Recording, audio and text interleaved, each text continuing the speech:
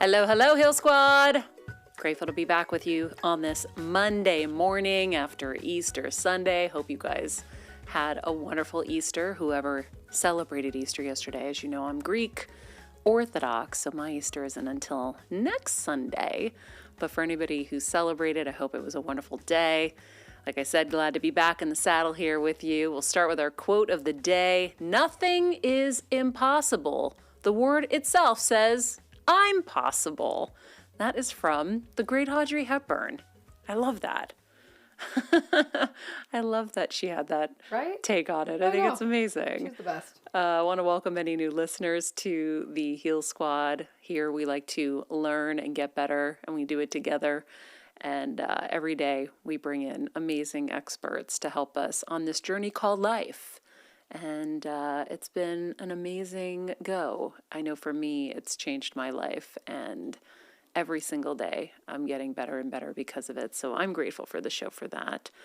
And I'm really grateful for this new studio. I gotta say, it has changed everything for me. In fact, Kevin just got back from the East Coast and he said, I was listening to your show with John Amaral and I heard a difference. He goes, I wasn't watching it on YouTube, which, by the way, what's up, everybody out on YouTube? Hey. Hey, if you haven't yet, hit that subscribe button. Hit subscribe. Drop us a note below. Yeah, he's like, I was listening on Apple Podcasts, and I could hear a difference in the show. And so I'm really, really moved by what a little bit of work on a space can do. And so I'm super, super stoked to be in here every day. And I wasn't for a while. It just didn't fit the content.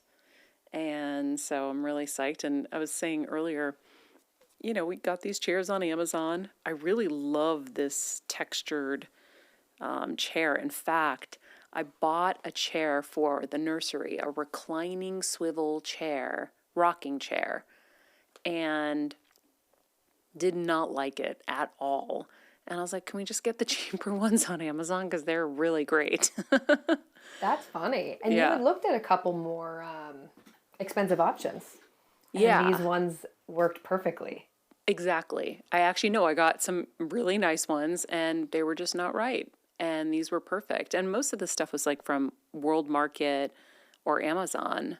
And it really came together really well. So I'm very, very happy in here. And in fact, our friends Cynthia and Wes, who designed the studio, are building the nursery. So it's been really fun to start to see that kind of coming together. So listen, some people are really good at decorating. I have good taste. Sometimes I don't have the vision for an entire room. That's something that I haven't done enough of, where I can see that the curtains will go with the carpet and the chair. There's just too much. And what they taught or they teach you is that you have to have multiple layers of textures in a room for the room to feel great. And I learned that from John Taffer, the host of Bar Rescue.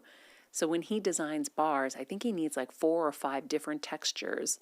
So that means the rug has to have a different texture. The wall has to have a different texture and pattern. Like, you need layers of things. We've got these, wooden walls. And so Kevin and I in our house have gotten into a place where he was like, it needs to be easy. So he just painted it all white. And I'm like, I feel like I live in a hospital. It's not warm and inviting. I like clean. But so it doesn't have to be as decorative as this, but so I'm starting to make some changes. The nursery is inspiring me. I'm like, oh, it feels so good in here. I used to hate this room. It was like painted white. It was just plain. And it looked like, an old hospital room. And now it feels so pretty and just soft and warm and loving. But that's where the different geniuses come in, right? Like, we talk about this. It's like, okay, you guys took that first step of just like clearing it all out. And now you need someone like a Cynthia and a Wes to really come in and like, that's their genius. They know what they're doing. Because, God, I wouldn't know that either. I know what I like, but I don't know how to put it all together. It takes a specific person to do that. So I'm excited for you guys. Yeah, well, I feel like even here at first, because I'm like, okay, I know I have good taste and I know I can pick stuff out. So I picked out the chairs. I'm like, all we need is two chairs and a rug. I'll get a fuzzy rug. I'll put two chairs here. And then I was going to do a green wall with a sign. Well, everyone has a green wall. No one has this beautiful arched lit, thing here. And so, sometimes going with a professional just makes such a difference. And your workspace, it really makes a difference if it's inspiring. Your workspace at home or even in the office, like we talk about all the time. If your cubicle is making you depressed, buy a plant, get a different lamp, even if they're not going to pay for it. It's your joy. You're going to be there every single day. For how many hours a day? You're there more than you're at home. Invest in yourself. Get yourself the lamp that you want on your desk and, get yourself the chair that you want even. Why would you suffer in a chair that didn't feel good? Even if they won't buy it for you, just buy it for yourself and then take it with you because you're going to go somewhere else, right? But people don't think like that. And everyone just sits and suffers through everything. And we all have this idea that someone else is supposed to do something for us. But sometimes we just got to get up and do it for ourselves. Your work environment is everything. And so I have so much more inspiration in here. I know when I redid my office in the house, I felt so much inspiration. If you guys saw my Instagram a couple months ago, I did the office in Connecticut and I was like, oh, I just want to live in this office. I want to achieve. I want to win. I want to do stuff when it feels good. That's why you guys, I know, get annoyed. I come into your workspace all the time and de-hoard and de-trash. I'm like, it is not a healthy environment to live in trash. You're not going to do your best work and you're going to get more depressed and more depressed and more unhappy and you're not going to know why. And then you're going to think of things that aren't the reason why. And it's because you're just living in clutter. So. True. It's true. Well, even I'll say, like, my sister just moved into a new place and I know I used to be like this in my early 20s where, like, I didn't know if that was going to be my permanent place or I was even going to be there for a couple years. So it's like you don't want to invest in things. So she has this whole shelf that was just like full of crap. And she was like, can you please come over and help me like figure it out? And I was like, listen, we have to get you a couple of like nice bins to organize. And God, it was like pulling teeth and nail to even get her to buy the bins. But finally she did it. She understood. But I was like, Erica, you're going to be here for a minute. And even if it's like 5 months, it feels so much better to invest $100 on some bins than have your stuff like thrown all over everywhere. Mm-hmm. So I think it's it's a small price for feeling better. You're absolutely right. Yeah, and you don't have to spend a lot to make things look nice. Like I said, these chairs and this table over here, all of this stuff was really inexpensive. There's never been a better time to be able to get goods for cheap and make something pretty. And the truth is, like with Pinterest, you can really do it yourself. You can just mimic something. Like my office in Connecticut, I saw something on Pinterest. It was a molding wall behind a desk and I said, I want that. And so I made that happen because I was like, well, this is easy. I'm just going to get someone to build the molding and paint it and then I'm done. I don't need a designer to come in and tell me what to do with the space necessarily. So, sometimes you can really do it yourself and you just mimic something that you love and go buy those pieces and they all show you where they got them from. So now you can also look for something that's less. Like how do I get, like Crate and Barrel had these boucle chairs that, they're fuzzy and they've got the like texture on them and I'm like, oh my God, I love them, but they're so expensive. These were a quarter of the price and they're basically the same thing and just as comfortable. So you don't have to spend a lot to do it, but you want your environment to feel good, your home, and being decluttered is such a big part of it, and simpler is better as well, which we've talked about on the show, and I know that we've trained you to declutter and de-hoard, and you felt so much better in your place as well. Oh, yeah. So it makes a difference. Sometimes it's hard. It's hard to get people there because we don't know any better. I didn't know any better, and because I came from a family of hoarders, and then Kevin beat it into me, and so I had to learn myself, and I still have to. I still, like, it's so hard. Things accumulate. You don't know what to do with them. So I have places for everything now. And I talked about that in my first book, The Every Girl's Guide to Life. If everything has a home, it's easy because you know where to put it back. So in my closet, everything has a home. In my office, everything has a home. Where receipts go, where bills go, where mail goes. Now, if I have, people send me products and goods and gifts, I have a bin for anything that's to give away so that whenever our friends come over, go have a party, take whatever you want, because I'm not using those things and, they need a home as well. So everything has to have a home. I feel like that's a really good way. I've done that with my new place, and especially moving. I was like, because I learned that from you guys. If this doesn't have a place to go, like, what are you gonna do with it? Throw It's it going to on your pile up in freaking your chair? office. Yeah, it's going to pile up Exactly. on your chair, your bed, or your Yes, desk. and it has, and it does. And so that lesson, and then Kevin's when in doubt, throw it out. Yeah. That has been my like mantra whenever I clean, because you're like 70% in doubt with your things, and then I'm always like, okay, when in doubt, throw it out, throw it out, throw it out. So yeah, you feel a whole hell of a lot better Yeah. when you clean. Yeah, we've been doing some serious clean outs here, preparing for the baby and wiping things out of the attic and, all the different like crevices in the house, closets, everything must go. I'm like, I just want less. I want to be at a place where I could move from here in a blink of an eye. And we're getting really, really close to that now. There's still some stuff that has to go, but I'm working on it. Maria, I actually feel like this is a good answer to this. We have a question that says, any tips for greater self-love? And I feel like this is a tip for self-love. Like, Yeah. so I would love you to, go more into it, but I feel like this really is like decluttering, dehoarding, like taking care of your space Yeah, is you're self-love. safe. Your space is, yeah, it is self love to do all of that. I think, self love is hard. I think you have to, like, the one practice I've talked about on the show many times before is my nighttime routine is at the end of the day, I take stock in my day and I say, where did I go unconscious? And I'm like, oh, I was a little short here. I was really just not at my best here. And so I can try to take stock and hopefully be able to fix things or take action on them or whatever. What did I do that was loving to myself? And then conversely, what have I done today that wasn't loving to myself? So, for example, yesterday was going to be a super, or not yesterday, the other day was going to be a super stacked day.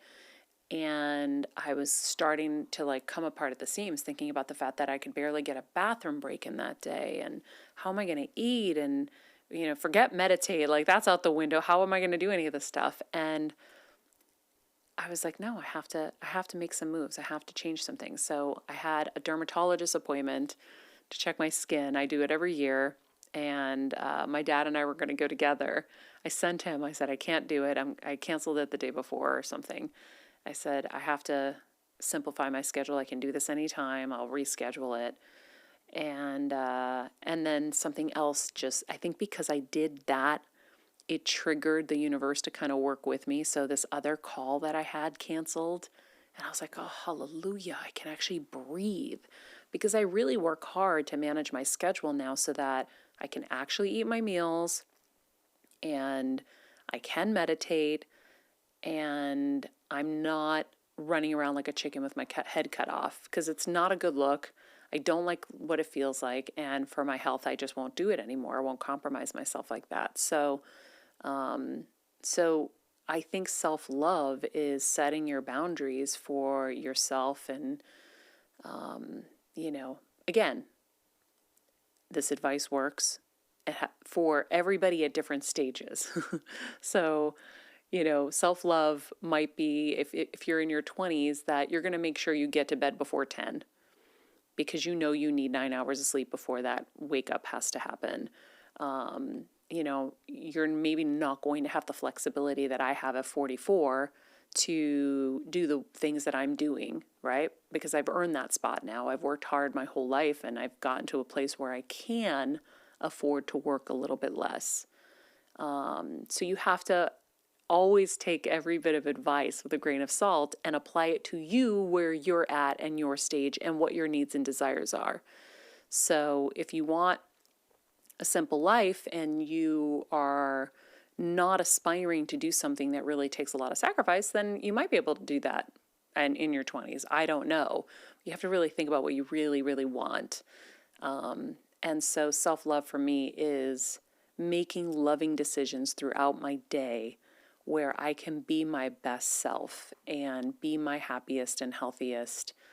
And that means not overscheduling, because it makes me crazy to overschedule, and not overcommitting, and being okay with saying no, which is super, super hard.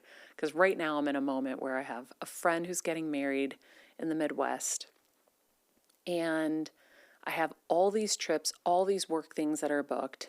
I'm already over committed, and it's a friend's wedding, and I already, messaged her and said, I can't do it.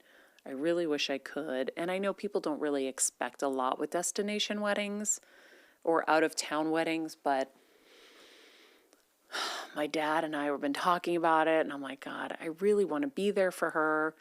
And it's just so hard because you want to do both. You want to do what's right for you, but then you want to do what's right for them. And, if someone's sick, that's not even a question for me. But like when it's a fun thing and I know they're already going to have a lot of people to celebrate them, then, I'm not going to feel as bad about that. But I think there are moments when you have to kind of make the loving decision for both. And so that's kind of where I'm at with that. I like that. I think you're absolutely right. And it is funny how you just said, because this happens to me a lot too. If I have a crazy booked weekend and one thing cancels, it kind of like spirals a couple other things to cancel. And then that happened to me the other weekend. And I was like, thank God. Yeah. It was so nice. But then I was talking to my mom and she was like, maybe we just learn to say no up front. So then you don't feel like pressured and really decide if it's worth it. If you're getting that full body yes, like Dr. Laura talked about. But it's hard. It's really hard. Another good question I like, Maria, is any new health hacks or tips you've been doing recently that you found work well? I can't say enough good things about the Methyl Blue that Dr. Allison Monette's got me on. Are you still on the Methyl Blue? I am. I didn't do it today, so I do not have a blue tongue. Have you noticed a difference?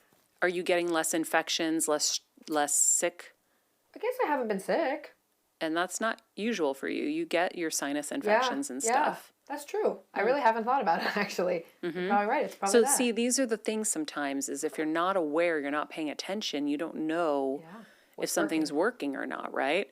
So, I have noticed that anytime I have felt like a little bit of a scratchy throat or like a little bit of a, swollen glands or something, I take that Methyl Blue in full form now. So, right now I've gotten down to like a quarter of a cube.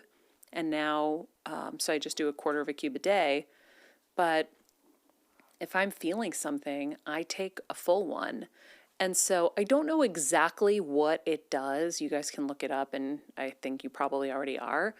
But I know it supports your mitochondria, which was something that I was in need of when I first saw Dr. Allison last summer. And I just think it's like my new Windex. It's my new Briotech. I love Briotech, and I think Briotech is just the save-all for so many things because it's a great hand sanitizer. It's a great, it heals scars. It heals wounds with no scarring or little scarring. It's antibacterial, anti-inflammatory. It's so, so good. So, yeah, I think it's like Briotech, the Methyl Blue. There's like a few things that I just can't live without. Okay, so just Googled it, and I'm on their website. It says Methyl Blue is and this is, by the way, this is the actual Methyl Blue we take. It's called, is it True Just Blue? Yeah, or just TRO, Tro Just Blue TX. Okay. So it says Methyl Blue is one of the most powerful mitochondrial optimizers on the planet. Just Blue boosts your energy levels, enhances memory, improves focus, protects the brain, and so much more. It's by Dave Asbury, who's the founder of Bulletproof says methyl blue is one of my favorite biohacks. I'm like, okay, thank you, Dave. So that's Yeah, it. Very cool. he's really into this stuff. But I remember being on the movie. This is TMI, guys. I remember filming the movie last summer, and I was like, something's going on down there. I don't know what the heck's going on. Maybe it's a UTI. I'm like, I've never had one, so I wouldn't know. And she was like, you can't have a UTI because you're on the methyl blue. And I was like, oh, so they actually use methyl blue to treat UTIs. So, and it was just a tampon that was stuck for a while. Anyway, That's nuts, though. I mean, because that's all yeast and bacteria, so that's crazy. yeah, and I'm pretty sure that if I understand it correctly, like for me, my oxygen levels were not flowing well, or my cells weren't holding a charge, a water charge or something. So the methyl blue activates something with the mitochondria. Anyway, it's pretty gangster stuff. So for me, my newest health hack would be the methyl blue. Okay, fun. This one we actually it's good timing because we have Shan Boudrin coming on the show this week, who is a relationship expert. So this question is, Maria, how do you not settle in a relationship? By the way, I've thought about that interview with Shan before because I was chatting with Kevin about it, and I was telling him how I talked about how he's always given me my freedom in relationships. And I was like, I hope people don't think that I'm basically saying we're in some kind of open relationship, because we're not. I didn't come off like that, did I? Not at all. Okay. Not at all. No, I was in here saying that's what I need to in a relationship. So no. Yeah, because I was like, because she was talking about how they had an open relationship, and I understood why. I understand why people feel like that. And so I don't want to judge anybody with how they do their relationships, because relationships are the hardest things in the world to do. So if someone finds a different way to do it and they can do it well, great. But it was funny. I thought about that interview. I'm like, when people listen to it, are they going to think that No, it's you funny? didn't come across like that, promise. But how do you not settle in a relationship? I mean, it's really hard. I've only been in one real relationship. So how do you not settle? I knew Kevin was the one instantly, so it's kind of hard. I didn't have a moment. But there were things I settled on where I had to realize this isn't who he is. So, yeah, there are going to be negotiations, I guess, in your own mind with what you want. But, it was like Kevin was doing so much for me that I was like, he's not the guy who's going to like remember our anniversary, or he's not that guy who's going to make a big deal of my birthday. He's making my birthday every day. He's making sure that every day I get my needs met, and that he's doing extraordinary things for me. So, the outside world will have a certain expectation of what your relationship should look like, right? It's Kanye West filling the room with roses on your birthday, and that's just not how it is for everybody, and everybody's different. So if your relationship doesn't look like everybody else's on Instagram, first of all, most of them are maybe not doing great behind the scenes, but they're putting out a good photo. You don't know what's going on behind closed doors.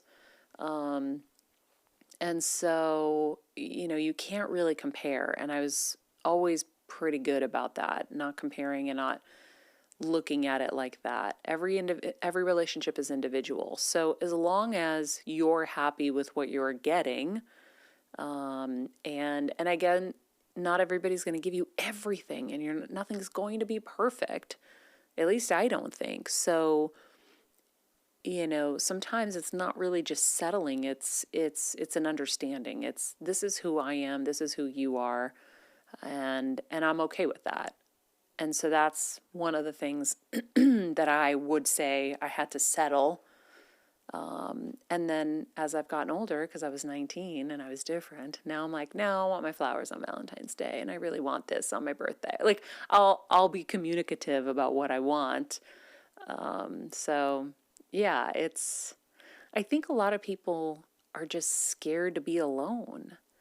And I think at the end of the day, we need to be comfortable with being alone so that we're never in something that we don't want to be in.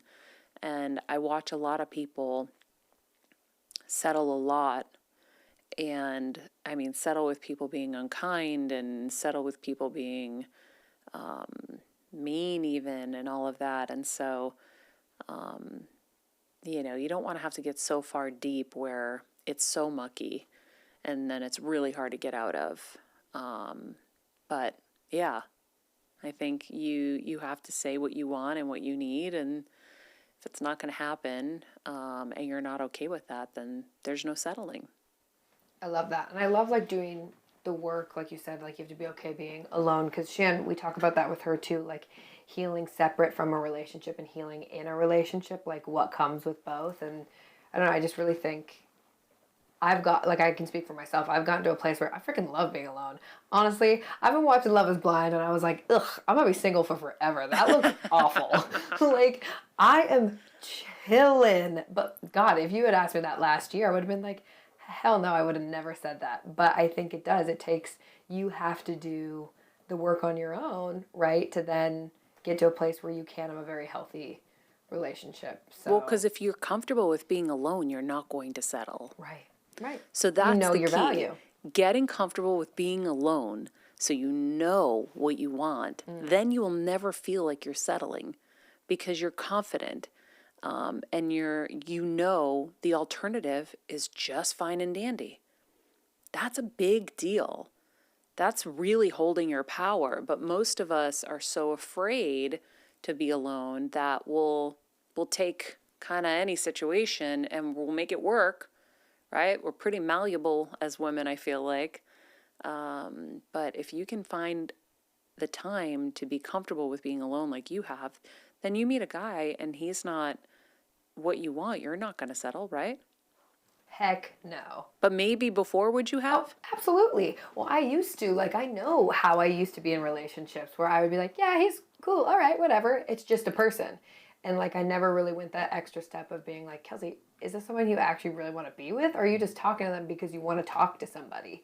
And I look back at some of my last couple of, like, things, if you will, situationships, and I was like, oh yeah, I didn't even like the person. I just like was talking to them to talk to somebody. And now I'm like, oh my God, you literally need no one. I would rather not talk to anybody and just be by myself. Truly. Meanwhile, Kelsey gets to hear me all the time. Never buy a house. 'Cause when the house goes wrong, and then I'm like, don't get married. Nope. And I'm like, okay, roger that. Seriously though. My single friends sometimes, because listen, relationships are compromise.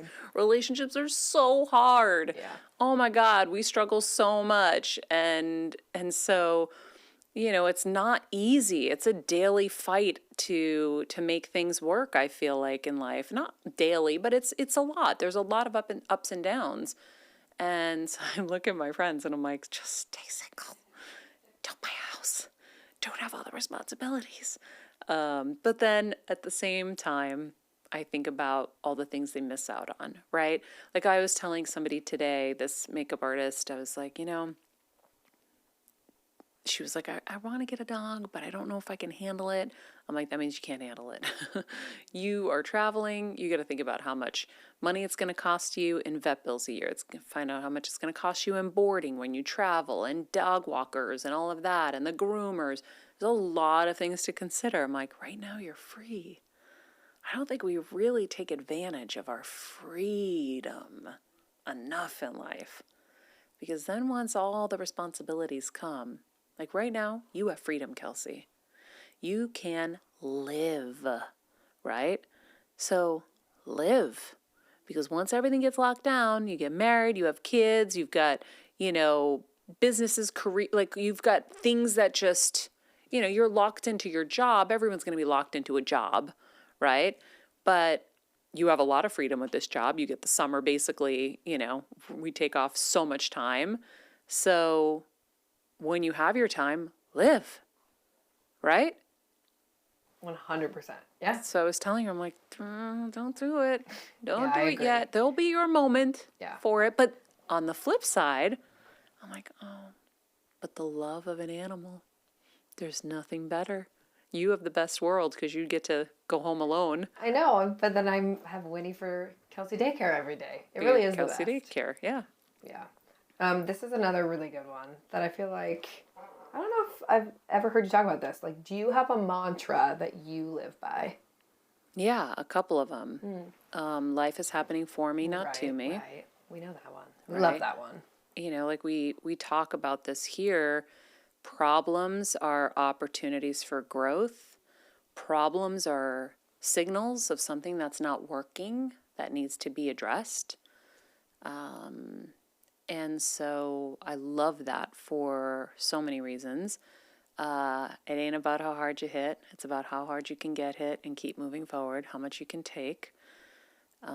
That's always been one that has inspired me to get back up.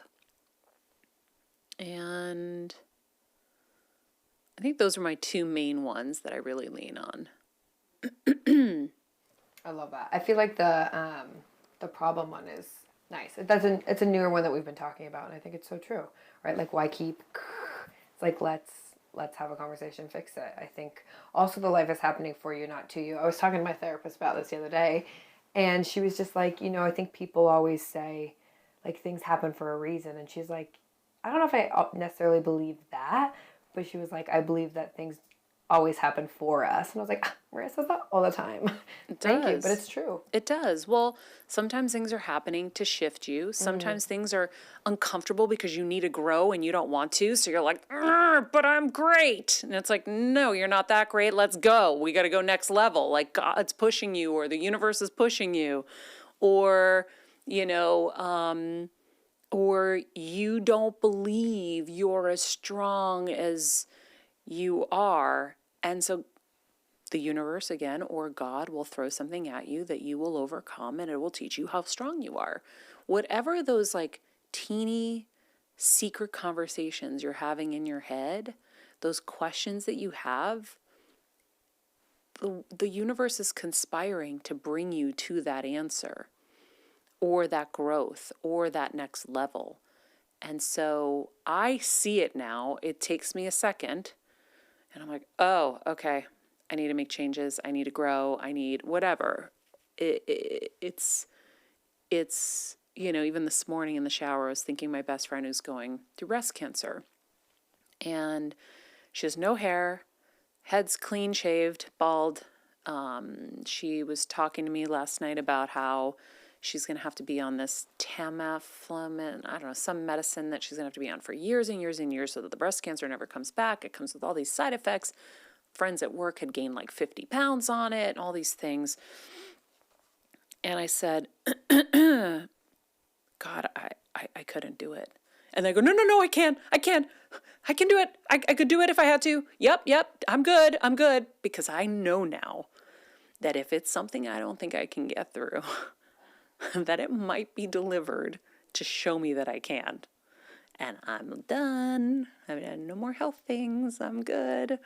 But I do believe that these things come to teach us, and there's a lot of lessons in these moments. So whatever it is, you're in a rough relationship, you are in a health situation or crisis, whatever it is, I really do believe it's happening for us. It's a great tool. Listen, there's extreme scenarios that I can't necessarily say that works for, but it is a tool that is really, really helpful to get out of things easier.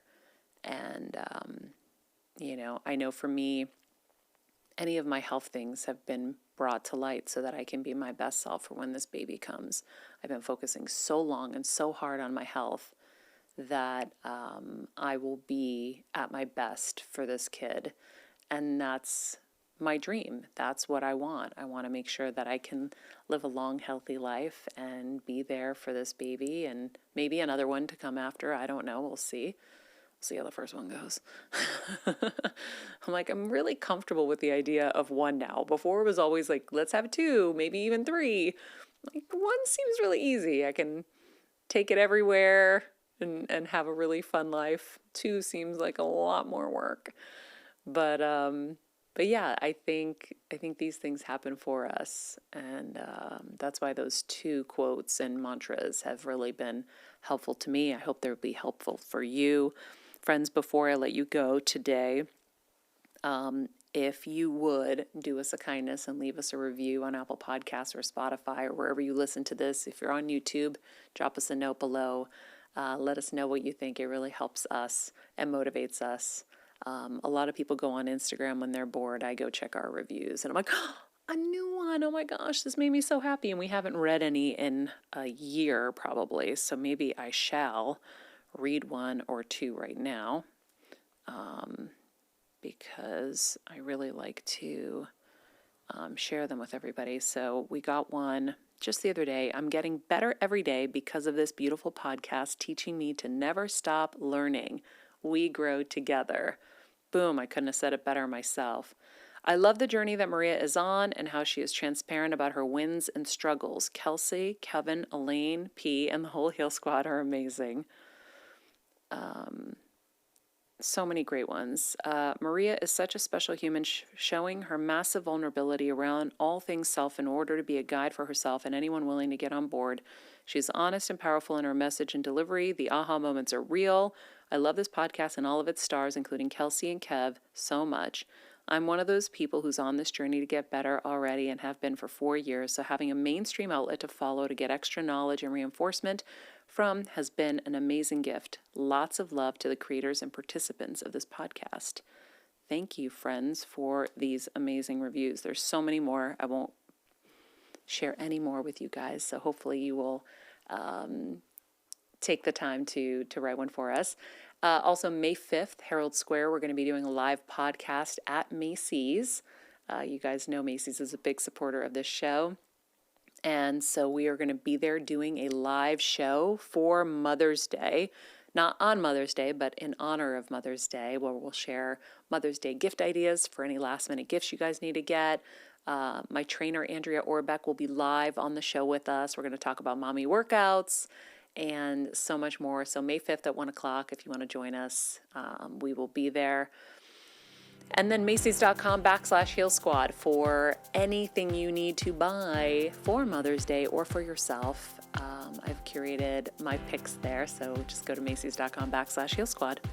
In the meantime, friends, it's been wonderful being with you. Be nice people, make good choices, and be present. This podcast and all related content published or distributed by or on behalf of Maria Menounos or MariaMenounos.com is for informational purposes only and may include information that is general in nature and that is not specific to you. Any information or opinions expressed or contained herein are not intended to serve as or replace medical advice, nor to diagnose, prescribe, or treat any disease, condition, illness, or injury, and you should consult the healthcare professional of your choice regarding all matters concerning your health, including before beginning any exercise, weight loss, or healthcare program. If you have or suspect you may have a healthcare emergency, please contact a qualified healthcare professional for treatment. Any information or opinions provided by a guest expert or host featured within website or on company's podcast are their own, not those of Maria Menounos or the company. Accordingly, Maria Menounos and the company cannot be responsible for any results or consequences or actions you may take based on information or opinions.